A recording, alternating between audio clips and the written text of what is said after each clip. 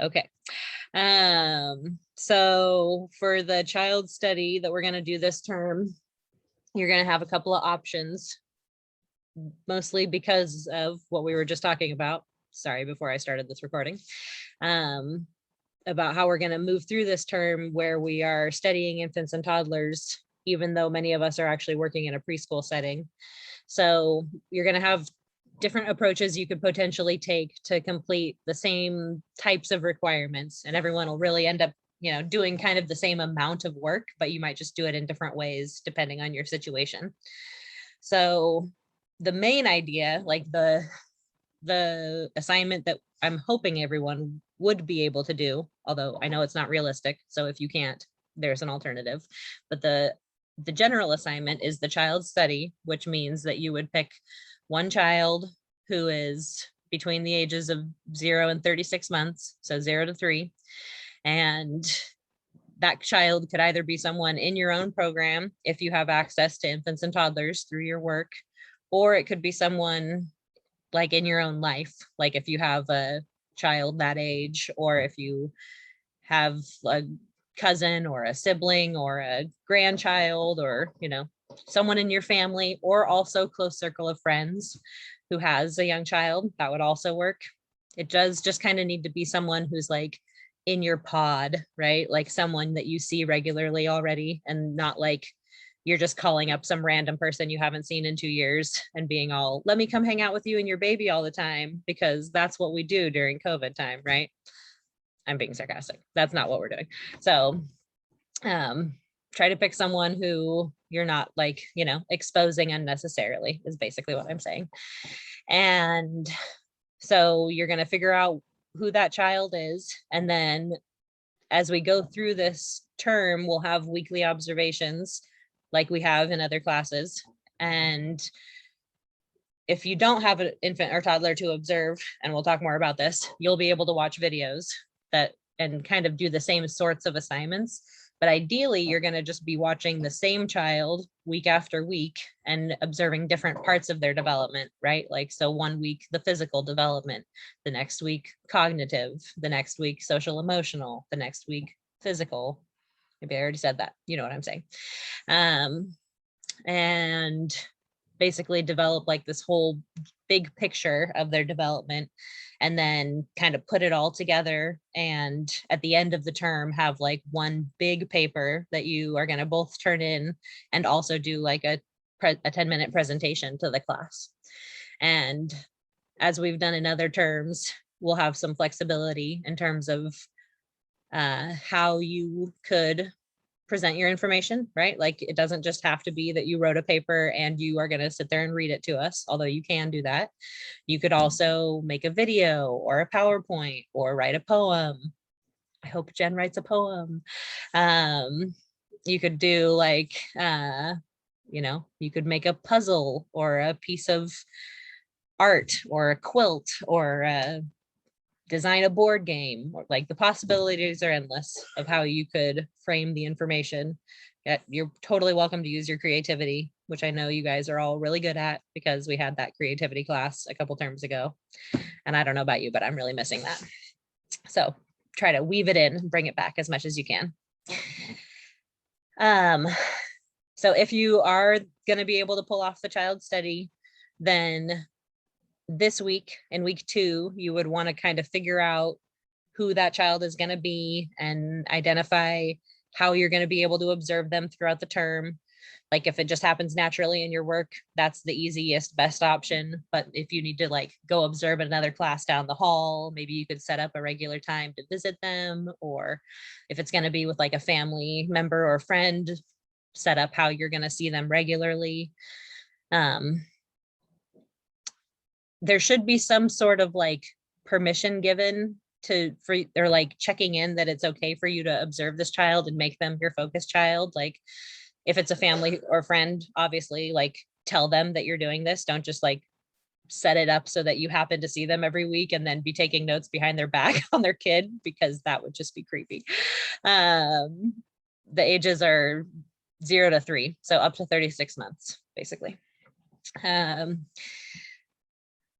If it's someone in your work, I don't think you actually technically have to get parent permission. Most likely where you work, it's kind of like assumed that you can observe kids and use that for work purposes. And but like if you would let, because you are going to be particularly focused on this one child, and also because it would be helpful to be able to talk to their family and like get more information, it might be cool if you could check in with the family member and just say, I'm doing this for a school assignment. Like, that's no big deal, right? I'll respect your confidentiality and be respectful. Or if if you're never going to see that parent, or that would make it more complicated for some reason, then you could just like check in with the child's teacher and say, like, I'm going to do this project for school. Does it seem to you like it would be all right if I observed this child? And that way you would at least give the teacher a chance to say, like, oh, there's a lot of stuff going on for that family we need to keep confidential. It might be better if you don't totally tune into their world, or like, that kid has terrible attendance. Don't pick them because they're not going to be here every time when you come, or, something like that. Who knows what the situation is, but just get some level of clearance for however that feels appropriate. So that's this week, is pick the kid, make sure it's going to work in your schedule and logistically and like permission wise. And then next week you will be like just beginning with taking down a physical description of that kid. And in the following weeks after that, you'll have like an assignment each week of what you need to be observing for with that child. And then you'll put it all together at the end. All right, so that's the not very tidy little package of the idea behind the child study assignment. Like I've said, there's an alternative assignment to that. So if you're in the situation where that's just not going to work for you, like you don't have a kid in your life, family, friend, school, work, however, there's other options available. And in that case, there'll be a weekly video provided so that you can do observations the same way we are for the child study, but it'll just be like on instead of watching the same kid every week, you'll watch different kids through videos and then analyze them in the same way. And then when we get to the end of the term, instead of writing a big paper that kind of puts together all of your observations, you would instead choose one from a short list of research paper prompts. There'll be 3 options, and I'm sorry I don't have them available right this minute, but I'll make them available on Blackboard very soon. And so you would just write an equivalent paper, like you'll end up putting in roughly the same amount of work, hopefully, but it'd just be on like a focused topic in early childhood education instead of a study on one particular child. And you'll still do a presentation and hopefully bring that same creativity to it. You can show it to us however you want to show it to us, as long as you've got the thought work and you're able to express what you learned and like what kind of content you went over, then that'll work. So yeah, that's the overview of the 2 assignments. There's a available outline in Blackboard right now that says the requirements for the child study, and I will be very soon adding a thing that'll kind of like give an outline of how we'll move through that assignment week by week, what you can expect, like so that you don't have to just wait for each week to publish the weekly overview to know what's kind of coming up. And I'll be putting out the research paper prompts for the alternative assignment as well. Anybody have any questions about any of that?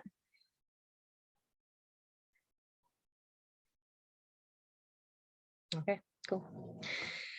As we get into it and you narrow down who your focus child is or how you're going to approach it, you're totally welcome to get in touch with me, send me an email, and like if you need help sort of brainstorming your approach, or if you're just not sure of any detail of it, just reach out and I'll help you brainstorm through it.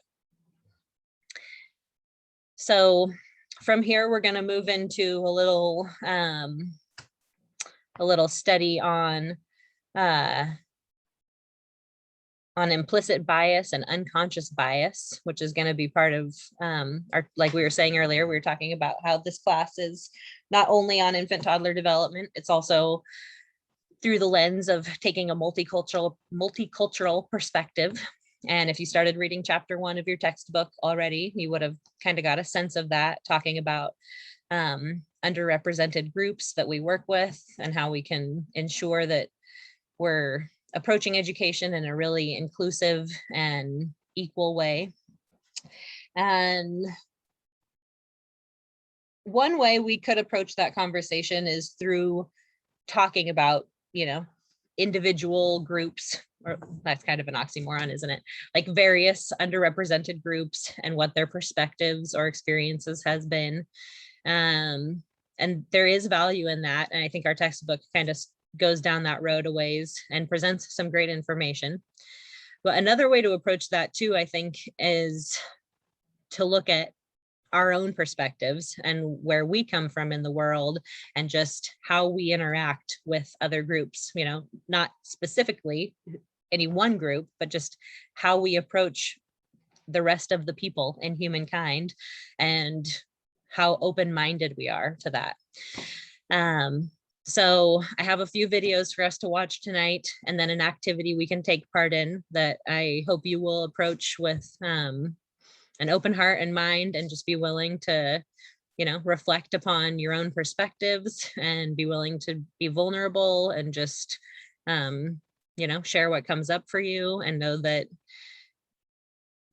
no one in our world has this down perfectly. Like everyone has some measure of bias in them, whether they know it or not. And really, I think the best we can do is be willing to just look at that and talk about it and have moments that are uncomfortable and like discuss our way through them and try to keep our hearts as open as we can to anyone we come across in our path in life, whether that's personally or as teachers, where it's like, you know, really important that we be professional in that way. But just, it's also just like a good way to be a human. So I'm going to end our recording now, and there'll be links available. And if you're in class with me right now, I'll put some links in the chat box and we'll keep going through this. And if you aren't in class tonight, you'll be able to catch up with everything else from here through Blackboard, but this will get you started. Alrighty.